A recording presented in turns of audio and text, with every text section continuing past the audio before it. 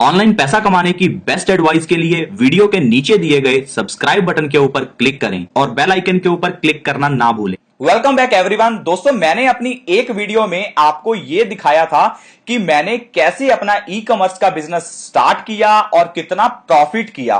तो उस वीडियो को ऑलमोस्ट 70,000 व्यूज आए, लोगों ने बहुत पसंद किया। और अब मैं आपको अपने उस ई कॉमर्स बिजनेस के बारे में, छोटी छोटी टर्म्स के बारे में, सब चीजों के बारे में समझाने वाला हूं।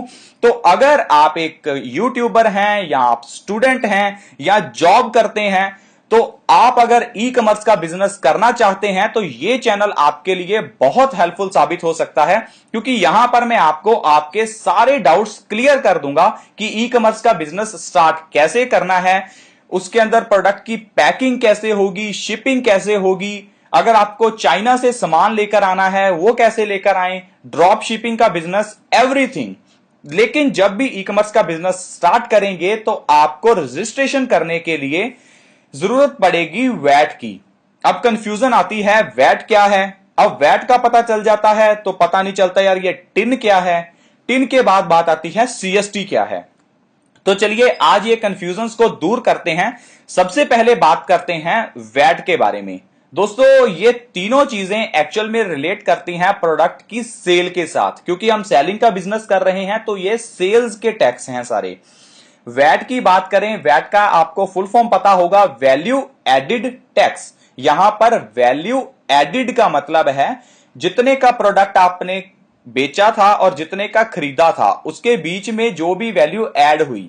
आपने प्रोडक्ट 1,000 रुपए का खरीदा था और 500 रुपए प्रॉफिट करके 1,500 रुपए में बेच दिया, तो वैल्यू एडिड, कौन सी वैल्यू ऐड हुई? 500 रुपया उसमें ऐड हो गया। अब वैल्यू ऐड जो हुई है उसके ऊपर आपको टैक्स देना पड़ेगा अपनी स्टेट गवर्नमेंट को। जैसे कि यहां पर 500 रुपया आपने वैल्यू ऐड करके बेचा था, तो अगर गवर्नमेंट कहती है आपके स्टेट की कि इस पर्टिकुलर प्रोडक्ट कैटेगरी के ऊपर 10% टैक्स लगना चाहिए, तो आप क्या करेंगे? वो 1,500 रुपए जो आपने कमाए हैं उसमें से 50 रुपए देंगे अपनी गवर्नमेंट को, अपनी स्टेट गवर्नमेंट को। अब ये तो हो गया वैल्यू एडिड टैक्स। अब ये टैक्स है, ये कोई नंबर नहीं है, ये जस्ट एक टर्म है जिसको हम यूज करते हैं जब हम अपनी स्टेट गवर्नमेंट को टैक्स भरते हैं।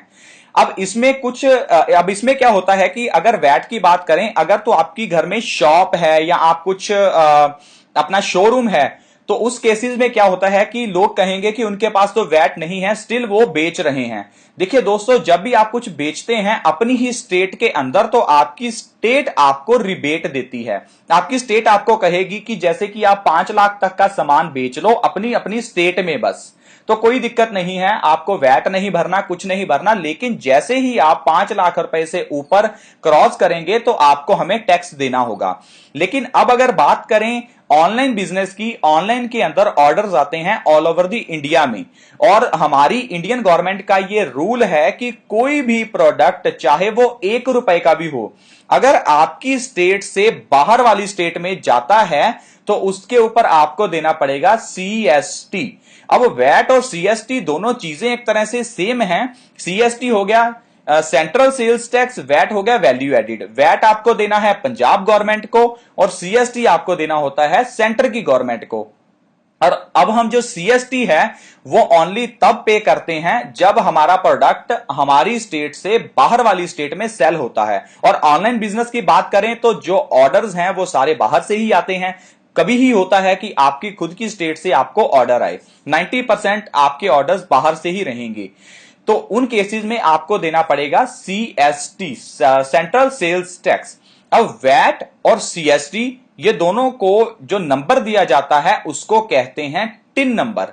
टिन होता है टैक्स आइडेंटिफिकेशन करने के लिए नंबर। ये जस्ट एक नंबर है जो कि एक पर्सन की टैक्स की आइडेंटिटी होती है। वैट भरना, सीएसटी भरना और ये जो टिन नंबर है, ये वैट और सीएसटी नंबर ये सब कुछ सेम ही है। अब टिन जस्ट एक नंबर है जो कि आपको प्रोवाइड करना होता है अपने ऑनलाइन बिजनेस के अंदर। अब ये बात तो हो गई कि वैट क्या है, सीएसटी क्या है। टिन एक नंबर है, जस्ट टिन जो अब आप अप्लाई करेंगे तो आपको नंबर मिलेगा, उसको टिन नंबर कहेंगे। उस टिन नंबर के थ्रू आप वैट भर सकते हैं और सीएसटी भर सकते हैं।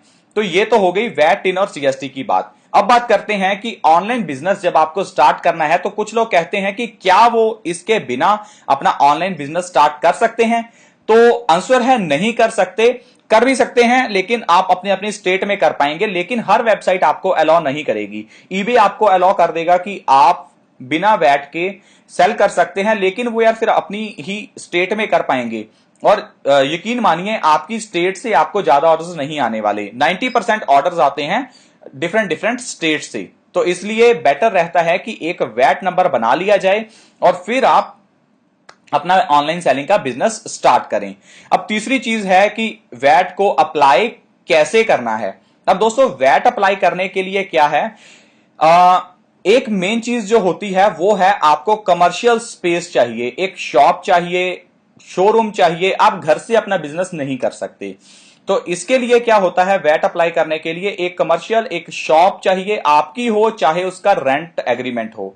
तो आप क्या करें, आपका जो भी कोई सीए है, कोई आपके नजदीक कोई भी पर्सन है जो कि ये गवर्नमेंट के काम जानता है, तो आप उसको पैसे देकर, किसी एजेंट को भी पैसे देकर ये काम करवा सकते हैं या ऑनलाइन अप्लाई कर सकते हैं। इसमें क्या होगा, सबसे मेन चीज जो आपको देनी होगी, जहां पर आप बिजनेस स्टार्ट करना चाहते हैं उस शॉप का आपका रेंट एग्रीमेंट या आपका शॉप की जो रजिस्ट्री है वो देनी पड़ेगी प्रूफ के लिए। अब दूसरी चीज जो आपको देनी है, अपना खुद का आइडेंटिटी प्रूफ कि आपका एड्रेस हो, आपका नाम हो, आपकी डेट ऑफ बर्थ हो। तीसरी चीज आपको देनी है अपना पैन नंबर और चौथी अपनी फोटोज।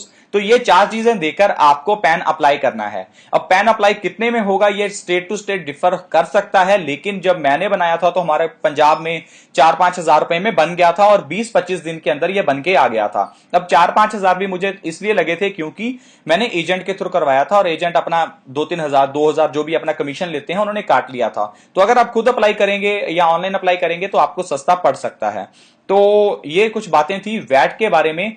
और अगर आपके कुछ और भी डाउट्स हैं ऑनलाइन बिजनेस के लिए, ई कॉमर्स बिजनेस के लिए, प्लीज आप मुझे कमेंट बॉक्सेस में लिखिए। अब आने वाली अपकमिंग वीडियोस के अंदर मैं आपको ये बताऊंगा कि आपको प्रोडक्ट की पैकिंग कैसे करनी होती है और ऑनलाइन बिजनेस के अंदर शिपिंग कौन करता है, शिपिंग का क्या प्रोसीजर है। फिर अगर आप अब्रॉड से सामान मंगवाना चाहते हैं तो आपको क्या क्या चीजों का ध्यान रखना है और क्या क्या उसके लिए रूल्स हैं, रेगुलेशंस हैं, ये सब कुछ हम अभी वाईटी एडवाइस के अंदर सीखेंगे। तो अगर आप ये सब चीजें ई कॉमर्स वगैरह सीखना चाहते हैं और आप जिंदगी में ज्यादा ढेरों पैसा कमाना चाहते हैं तो प्लीज आप इस चैनल को सब्सक्राइब कर लीजिए ताकि आपसे कोई भी इंपॉर्टेंट अपडेट्स मिस ना हो। और अगर आप YouTube के ऊपर पैसा कमाना चाहते हैं तो उसकी भी ढेरों वीडियोस मैंने वाईटी एडवाइस के अंदर आपको दी हैं, आप उनको भी देख सकते हैं। तो एक नई वीडियो के साथ मिलते हैं जिसमें मैं आपको और ई कॉमर्स के बारे में सिखाऊंगा। आप खुश रहें, ऐसे ही अपने बिजनेस को ग्रो करते रहें, चैनल्स को ग्रो करते रहें। एक नई वीडियो में मिलेंगे, खुश रहें, बाय बाय।